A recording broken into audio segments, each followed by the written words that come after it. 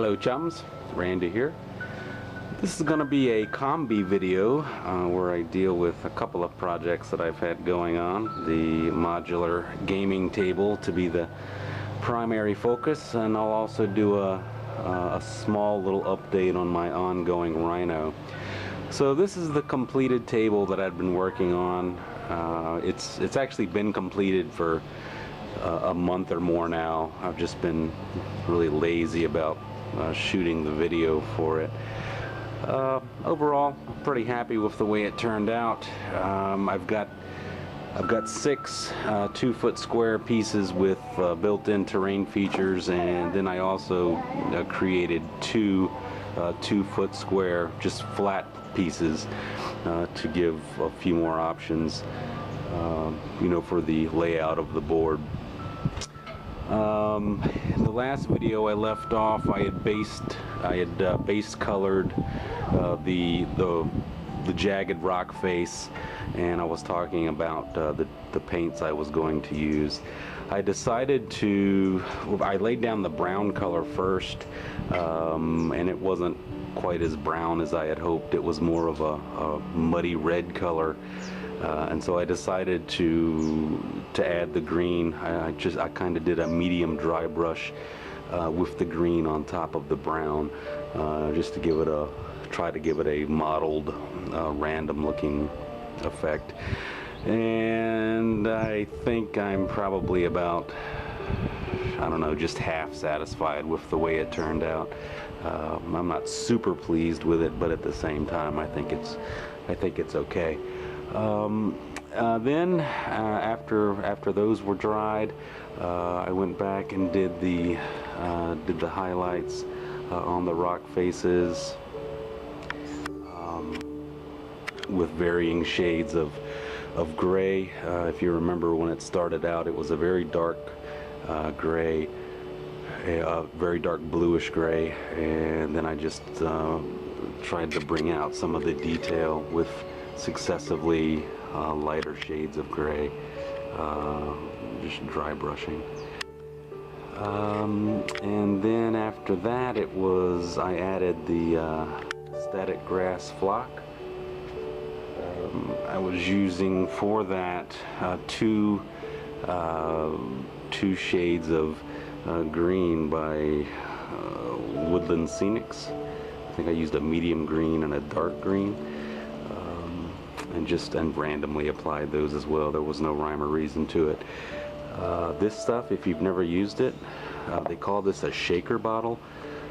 It's got pretty big opening in the shaker side.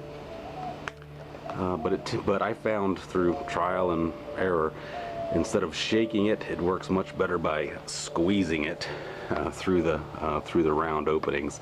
Shaking it, it does put it out, but it takes forever, and it's very slow if you're doing a big space. It just seems to it took forever. I found I got a much better effect by shaking it, or by squeezing it rather than shaking it.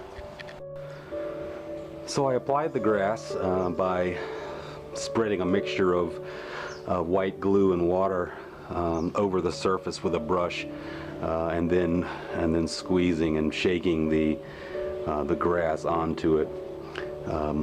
And after I had covered the entire piece, I went back with an aerosol mixture of white glue and water and sprayed over the piece to help hold any of it in, or to help hold it all in. After I had finished it, I found I saw in a hobby store a roll of vinyl grass that inside the packaging looked pretty good. I didn't know such a product existed, and I was in a hurry when I saw it, and so I didn't catch the name of the maker of it. But it is out there, and I think, looking back now, if I were doing it again, I would at least look at that product as a possible replacement for the static grass.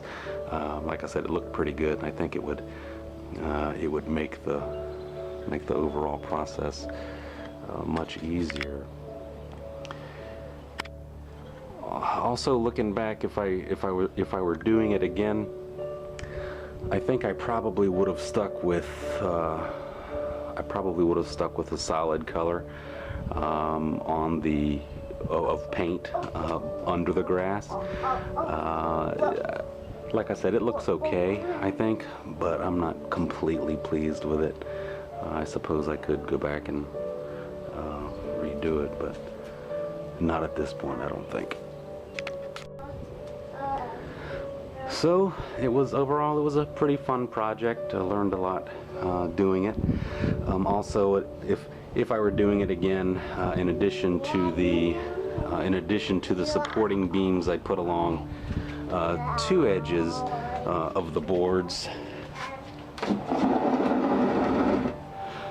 these beams here, I would have put them all the way around it, because there is a little bit of bowing that went on, but the foam itself kind of helps keep the bases relatively flat. But live and learn. Hopefully, maybe if somebody else does this in the future, you know, they can learn from things I did wrong or wish I had done differently. So that's my board. That's about all I've got to say about it. Overall, I'm very pleased with it. It's fun to play games on, and it's makes a pretty good background for photographing miniatures, which I have a couple up on my Facebook page. Okay, so now on to the Rhino. I finished doing the base coating that I had left, and I've done the highlights on the details that are on the model. At this point, I'm pretty satisfied with the way it turned out so far.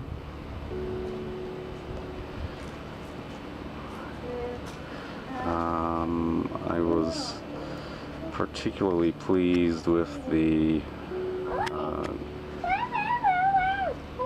glowing reflective effect on the periscopes.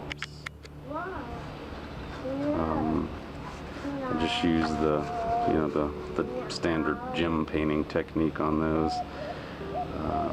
I had problems in the past doing anything other than round or oval, but I picked up an idea of how to do these rectangular shapes from the White Dwarf issue with the Tau in it. They've got a little paint splatter display on square lenses.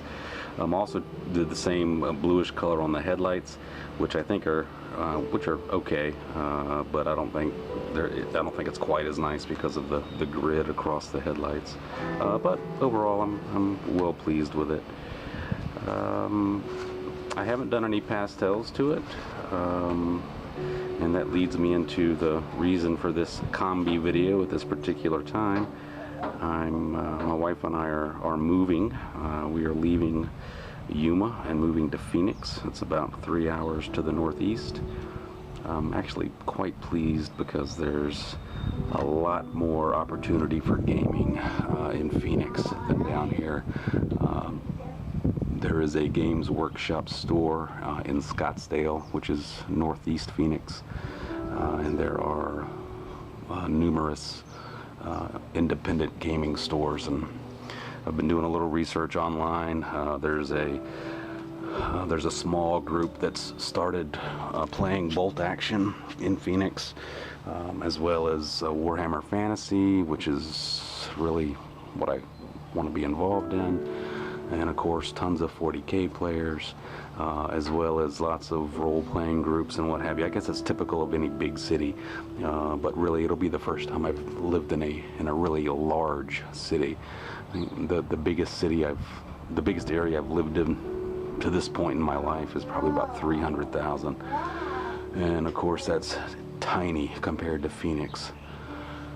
Or, you know, I'm sure tiny compared to the places a lot of you guys live into.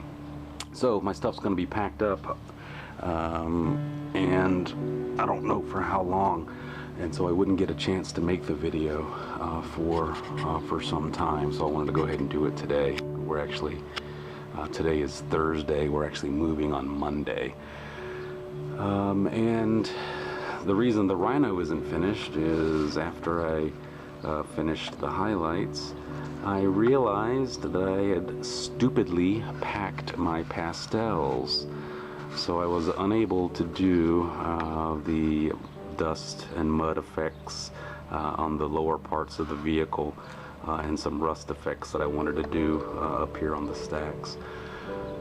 So that'll have to wait still some point in the future. That's all for now. I'll get back on here when I get set up and have something somewhat interesting to show you. Everyone have a good day, and cheers.